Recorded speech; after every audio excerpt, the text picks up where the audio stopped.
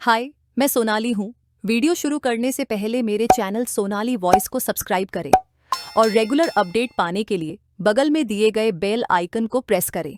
मेरा नाम अनन्या है और मेरी एक 16 साल की बेटी है जिसका नाम रिया है। मेरी बेटी रिया के सिर में हर वक्त दर्द रहता है। मैं इसका इलाज शहर के हर बेहतरीन हॉस्पिटल में करवाकर थक चुकी थी, मगर रिया का सिर दर्द खत्म होने का नाम नहीं लेता था। मेरे पति तो बहुत पहले ही गुजर चुके थे। मैं अपनी बेटी के साथ किराए के घर में अकेली रहती थी। एक दिन सफाई करते समय मेरी बेटी का सिर चकराने लगा और वह चक्कर खाकर बेहोश हो गई। आनन फानन में मैं उसे अस्पताल लेकर गई। डॉक्टर साहब ने मुझे कहा, आपकी बेटी को दिमाग की बीमारी है, अब यह होश में नहीं आएगी, यह कोमा में चली गई है। मैं डॉक्टर की बात सुनकर सदमे में आ गई और भगवान से प्रार्थना करने के लिए मंदिर जाने लगी। तभी रास्ते में मुझे सड़क के किनारे एक भिखारी मिला।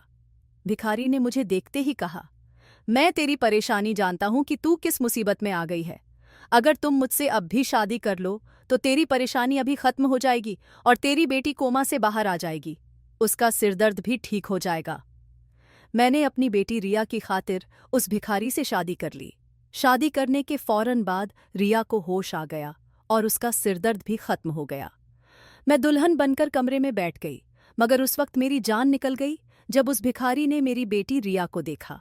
रिया 9वीं कक्षा में पढ़ती थी। स्कूल से वापस आकर सबसे पहले वह मुझसे खाना मांगती थी। स्कूल से घर लौटते ही हमेशा की तरह रिया अच्छे से हाथ मुंह धोकर मेरे पास आई और बोली, माँ, मुझे जल्दी से खाना दे दीजिए, मेरे सिर में आज भी बहुत तेज दर्द हो रहा है।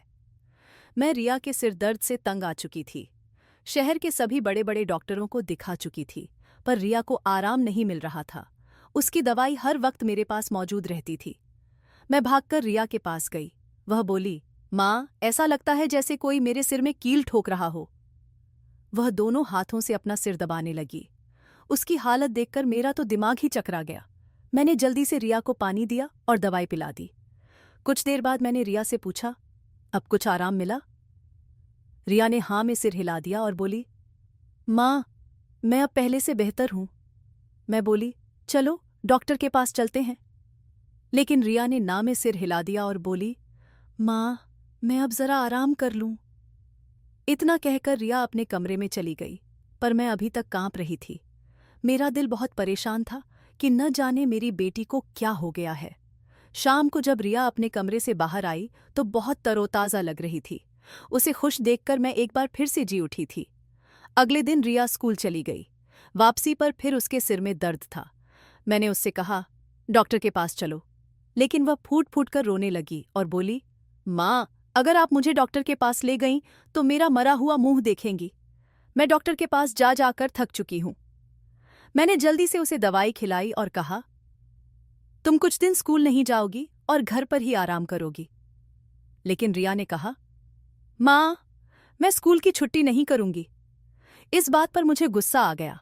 मैंने कहा, कल तुम्हें स्कूल नहीं जाने दूंगी और किसी बड़े डॉक्टर से तुम्हारा चेकअप करवाऊंगी। मेरी बात सुनकर रिया चुप हो गई। अगली सुबह उठकर वह बोली, माँ, आज नाश्ता मैं बनाऊंगी। मेरी बेटी रिया चाय बहुत अच्छी बनाती थी। मैंने मुस्कुराकर कहा, ठीक है, आज तुम नाश्ता बनाओ, मैं आराम करूंगी। और मैं किचन में ही रिया के पास खड़ी हो गई। नाश्ता बनाते समय वह अचानक बेहोश हो गई। रिया को बेहोश देखकर मैं अपने होश खो बैठी। मैंने चीख चीख कर पूरे मोहल्ले को इकट्ठा कर लिया। भगवान भला करे मेरी पड़ोसन रश्मिका, जिसने फोन करके एम्बुलेंस बुलाई। हम लोग रिया को हॉस्पिटल लेकर पहुंचे। यह वक्त बहुत मुश्किल से गुजरा, पर सबसे ज्यादा खौफनाक वक्त वो था जब डॉक्टर ने कहा, आपकी बेटी कोमा में चली गई है। इसके बारे में अब हम कुछ नहीं कर सकते। कोमा वाले मरीज को कई कई साल बाद भी होश नहीं आता। वह बस जिंदा लाश की तरह चारपाई पर पड़ा रहता है। मैं यह सुनकर तड़पने लगी थी। मेरी हालत देखकर डॉक्टर ने मेरे कंधे पर थपकी दी और बोली, आप अपनी बेटी के लिए प्रार्थना करें, क्योंकि भगवान ही उसे बचा सकता है। भगवान ही बड़ी से बड़ी मुसीबत टाल सकता है। यह कहकर डॉक्टर आगे बढ़ गई थीं, जबकि मैं हिम्मत हार चुकी थी। मैं अपनी बेटी के पास बैठी काफी देर तक रोती रही। मुझे किसी का होश नहीं था। बहुत वक्त गुजर जाने के बाद एक नर्स ने आकर मुझे तसल्ली दी, आप रोए नहीं, बस भगवान से प्रार्थना करें। प्रार्थना करने से आपकी बेटी जल्दी ठीक हो जाएगी। मैं अपनी बेटी की सेहत के लिए भगवान से दुआ मांग रही थी। कुछ देर बाद मैं हॉस्पिटल से बाहर आई और हर एक चीज को बड़े गौर से देख रही थी। दुनिया की हर चीज वक्त के हिसाब से चल रही थी। बस मेरी जिंदगी एक नुक्ते पर आकर रुक सी गई थी। मैंने बेदर्दी से अपनी आंखें मसलीं और तभी मैंने आंखें खोलकर अपने नज़दीक देखा तो एक भिखारी मेरे बहुत करीब खड़ा था।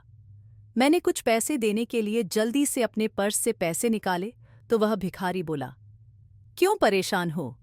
मैंने उस भिखारी से कहा, मेरी बेटी हॉस्पिटल में एक लाश की तरह पड़ी है। वह भिखारी मुस्कुरा दिया और बोला, बस इतनी सी बात है। उसने यह बात इतनी आराम से कही कि मैं उसकी शक्ल देखती रह गई।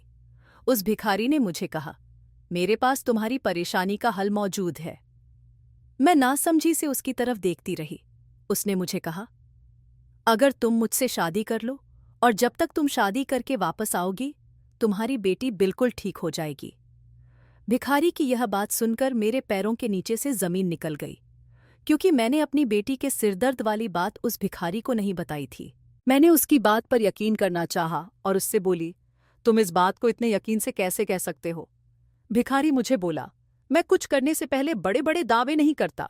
अगर तुम्हें इस बात का यकीन नहीं है तो तुम मुझे आजमा कर देख सकती हो। मैंने एक लम्हा भी झाया नहीं किया और उस भिखारी से कहा, मुझे ले चलो अपने साथ, मैं तुमसे अभी इसी वक्त शादी करूंगी। उसने इस तरह कंधे झटके जैसे उसे मेरी किसी बात का सरोकार ही नहीं हो। भिखारी आगे चलने लगा और मैं उसके पीछे चलने लगी।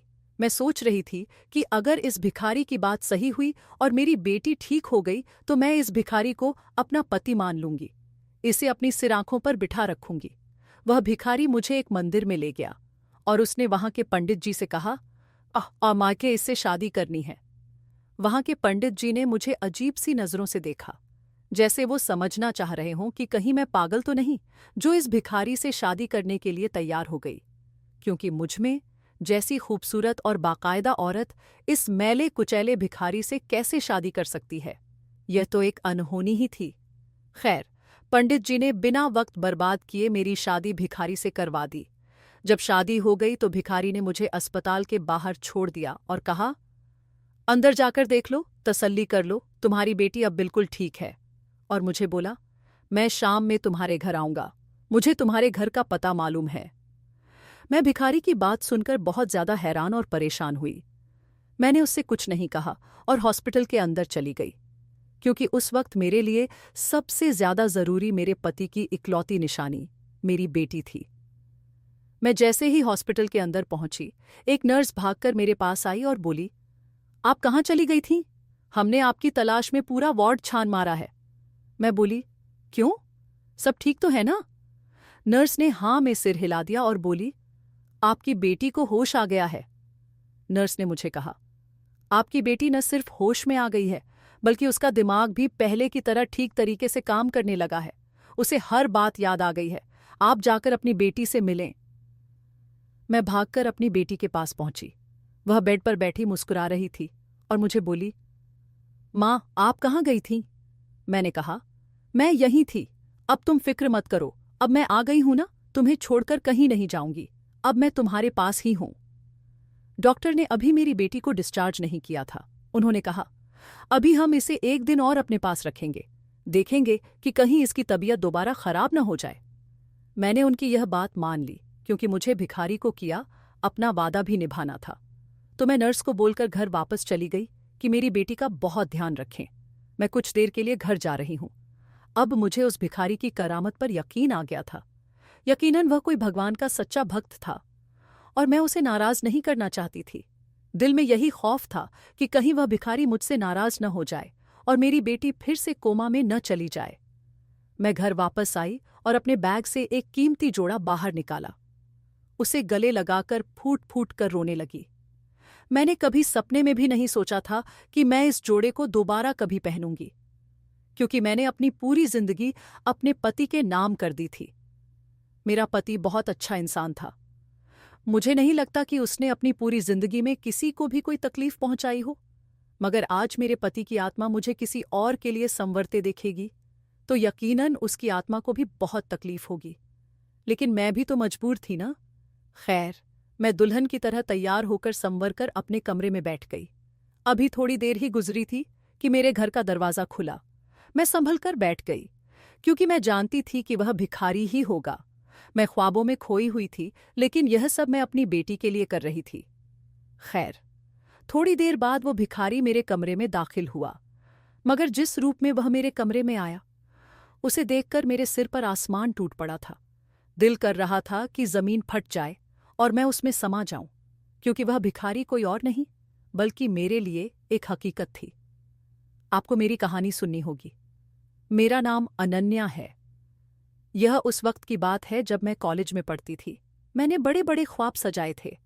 मुझे लोगों की मदद करने का बहुत शौक था।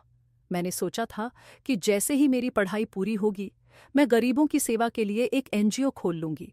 मगर मेरे ख्वाब अधूरे के अधूरे ही रह गए थे, क्योंकि मेरे लिए ऋषि का रिश्ता आ गया था। ऋषि के घरवाले अच्छे खाते पीते लोग थे। लड़का भी शरीफ था, इसलिए मेरे घरवाले इस रिश्ते पर राजी हो गए। मेरे माता पिता ने यह हुक्मनामा जारी कर दिया था कि मेरी शादी ऋषि के साथ ही होगी। यह बात सुनकर मैं फूट फूट कर रोने लगी। मैंने पिताजी से कहा, मेरे ख्वाबों का क्या होगा? मैं तो लोगों की मदद करना चाहती थी, उनके काम आना चाहती थी। पिताजी ने मेरे सिर पर हाथ रखा और कहा, बेटा, तुम अपने ससुराल वालों और अपने पति का ख्याल रखना, तुम्हें इसी का पुण्य मिल जाएगा। खैर, जो भी था, मैं अपने पिताजी की बात से इनकार नहीं कर सकती थी, इसलिए ऋषि से शादी करने के लिए मान गई और ऋषि की दुल्हन बनकर उसके घर आ गई थी। मेरा पति निहायत शरीफ इंसान था। वह मुझे बहुत मोहब्बत करता था और मेरे हर वक्त का ख्याल रखता था। जिंदगी बहुत अच्छी गुजरने लगी, पर पता नहीं कुछ दिनों बाद ऋषि का छोटा भाई रोहित कहाँ से आ गया। रोहित मुझे अजीब सी नज़रों से देखता था। मैं कुछ भी काम कर रही होती तो वो मुझे घूर घूर कर देखता। वो मेरे पति से लड़ाई भी किया करता था। मैंने महसूस किया कि जब भी मैं अकेली किचन में काम कर रही होती थी, रोहित वहां बहाने से आता था। वो शायद मुझे कुछ कहना चाहता था। मैं अपने देवर की बात सुन भी लेती, अगर मुझे उसकी नज़र में कुछ फितूर न लगता। इसलिए जैसे ही रोहित किचन में दाखिल होता, मैं वहां से बाहर निकल जाती। मैं इस चूहा बिल्ली के खेल से परेशान हो चुकी थी। इसीलिए मैंने यह बात अपने पति ऋषि को बता दी। ऋषि ने जब मेरी बात सुनी तो वह बहुत ज्यादा घबरा गया। उसने मेरा हाथ थाम लिया और बोला, न जाने मेरा भाई रोहित इतनी गिरी हुई हरकत क्यों कर रहा है। पता नहीं वह क्या सोच बैठा है। अनन्या, तुम्हें मेरे सिर की कसम, कभी भी रोहित की बातों में नहीं आना। मैंने ऋषि से वादा कर लिया और अपनी वफा का यकीन भी दिलाया। उस दिन के बाद से मैं हमेशा रोहित से सख्त लहजे में ही बात किया करती थी। कभी कभी उसने मुझसे कुछ नहीं पूछा। शायद मेरे ससुराल वाले अपने बेटे की मोहब्बत में सब कुछ बर्दाश्त कर रहे थे और उनमें इतनी हिम्मत ही नहीं थी कि वे गलत को गलत और सही को सही कह सकें। खैर, एक दिन घर में तूफान आ गया। मेरे ससुराल का जवान बेटा रोहित एक हादसे का शिकार होकर इस दुनिया से चला गया। उसकी मौत का बहुत ज्यादा दुख था, मगर रोहित की मौत के बाद मेरी जिंदगी में सुकून ही सुकून आ गया था। मैं अपने घर में जैसी मर्जी चाहूं रह सकती थी। खैर, वक्त गुजरता गया। मैंने और ऋषि ने साथ में बहुत अच्छे दिन गुजारे थे, मगर 5 साल बाद ऋषि भी इस दुनिया से चले गए। मैं उस वक्त बहुत जवान थी, खूबसूरत थी, इसीलिए बहुत से रिश्ते आए थे, मगर मैंने शादी करने से इनकार कर दिया। मैं अपनी बाकी की जिंदगी अपने पति के नाम कर चुकी थी और उनकी बेटी को संभालने का वादा कर चुकी थी। मैंने अपनी बेटी की परवरिश फूलों की तरह की। मेरी बेटी मेरी जिंदगी की इकलौती खुशी बन चुकी थी। फिर अचानक उसके साथ यह हादसा पेश आ गया। मुझे इस भिखारी के साथ शादी करनी पड़ गई, पर यह भिखारी कोई और नहीं, मेरा अपना देवर रोहित था। अब जब यह भिखारी नहा धोकर साफ सुथरे लिबास में मेरे सामने आया तो मुझे उसे पहचानने में 1 मिनट भी नहीं लगा। मैं पहचान गई कि यह मेरा देवर रोहित है। रोहित ने मेरे सामने एक लिफाफा रख दिया था। जब मैंने इस लिफाफे को खोलकर देखा तो इसमें ऐसे कागजात मौजूद थे जिसको देखकर मेरा सिर चकरा गया। मैं रोहित से बोली, रोहित, तुम तो मर चुके थे। काश तुम हमेशा के लिए मर जाते। मेरा दिल दुखाने कभी वापस नहीं आते। रोहित की आंखों में आंसू भर चुके थे। वह बोला, अनन्या, मैं जानता हूं तुम मुझे बेइंतहा नफरत करती हो, पर मैं चाहता हूं कि तुम्हें अपने बारे में सब कुछ बता दूं। मेरे दिल पर जो बोझ है उसे खत्म कर दूं। मुझे सुकून नहीं मिलता, इसीलिए आज तुम्हारे सामने खड़ा हूं।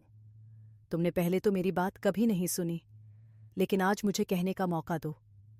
मैं बोली, हाँ कहो, जो भी कहना चाहते हो।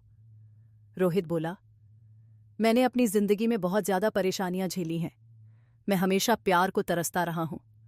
मेरी मां ने हमेशा मेरे बड़े भाई ऋषि को ही प्यार दिया। मैं उनके लिए कुछ भी नहीं था। मैं हमेशा अपने आप का लाडला था, मगर जब उनका देहांत हो गया तो मैं पूरी दुनिया में तन्हा हो गया। इसके बाद मेरी दोस्ती मेरे क्लासमेट के साथ हो गई। मैं अक्सर उनके घर आने जाने लगा था।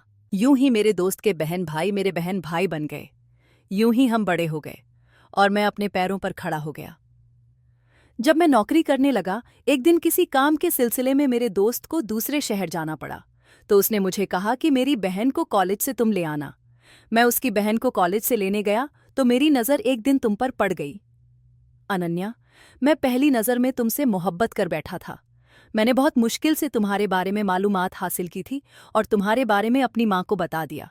उनसे कहा कि तुम्हारा रिश्ता मेरे लिए मांग लें, मगर उसी दौरान मेरा ट्रांसफ़र इलाहाबाद में हो गया।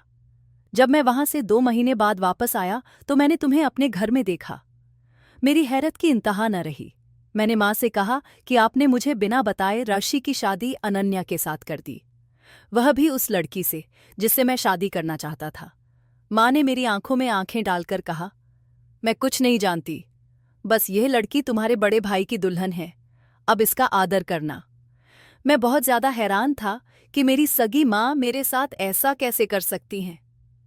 वह आगे बोला, मैंने ऋषि से बात की तो उसने भी मेरा मजाक उड़ाया और कहा कि अब तुम हाथ मलते रहो, इसके अलावा तुम कुछ कर भी नहीं सकते। मैंने सोचा कि मैं ऋषि के बारे में तुम्हें बताऊंगा, मगर तुमने मेरी बात नहीं सुनी। फिर एक दिन मैं काम से वापस लौट रहा था तो कुछ नौजवानों ने मुझे रास्ते में घेर लिया और मोटे मोटे डंडों से मारने लगे। मैंने अपना कसूर पूछा तो एक लड़के ने कहा कि तुम्हारे भाई ने तुम्हें मारने के लिए हमें पैसे दिए हैं, मैं तय देखे। मुझे अपने कानों पर यकीन नहीं हो रहा था कि मेरे भाई ने मुझे मारने के लिए गुंडे भेजे हैं। एक गुंडे का डंडा मेरे सिर पर लगा और मैं बेहोश हो गया। मैं सिर्फ बेहोश ही नहीं हुआ था, कोमा में चला गया। पूरी दुनिया ही बदल चुकी थी। मैं अपनी जवानी अस्पताल के बेड पर लेटे लेटे गुजार चुका था। मैं अपने एक करीबी रिश्तेदार के घर गया तो वहां से मुझे जो पता चला कि मेरी माँ और मेरा बड़ा भाई ऋषि इस दुनिया से गुजर चुके हैं, और मुझमें एक हकीकत खुली कि मेरे पिताजी ने 2 शादियां की थीं। ऋषि की माँ मेरी सौतेली माँ थी। मेरी सगी माँ तो मुझे जन्म देते वक्त ही मर चुकी थी। उस वक्त मेरे पिताजी ने मुझे ऋषि की माँ की गोद में डाला था और वह मुझे सारी जिंदगी कोसती रही। उन्होंने मेरी नफरत ऋषि के दिल में भी डाली थी और मेरी माँ का बदला उन्होंने मुझसे लिया था। उन्होंने मेरी मोहब्बत की शादी अपने बेटे से करवा दी। अब मेरे अंदर भी इंतकाम की आग जल रही थी। मैं ऋषि से अपना बदला लेना चाहता था, मगर ऋषि तो मर चुका था।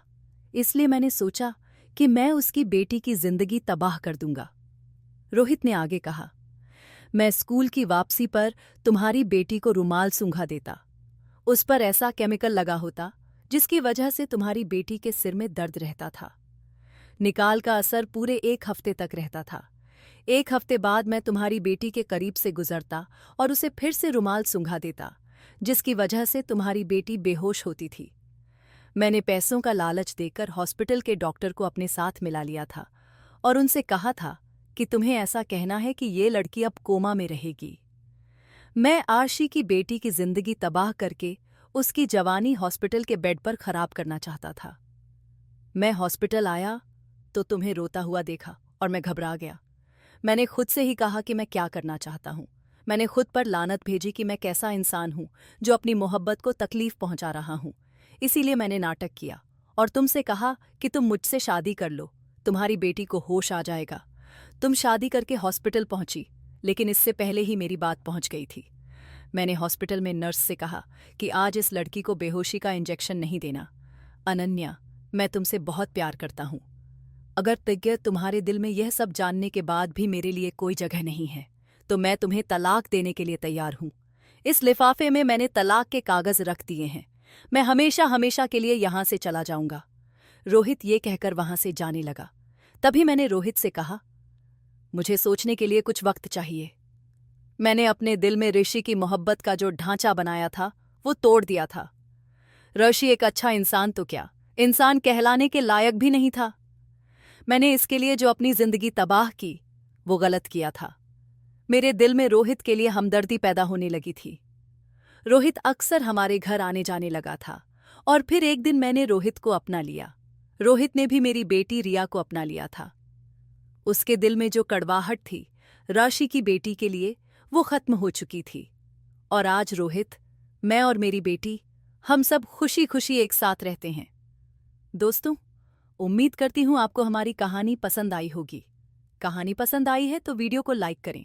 चैनल पर नए हैं तो चैनल को सब्सक्राइब करें और हाँ, नोटिफिकेशन बेल को जरूर दबाएं ताकि अगली अपडेट सबसे पहले आपको मिले।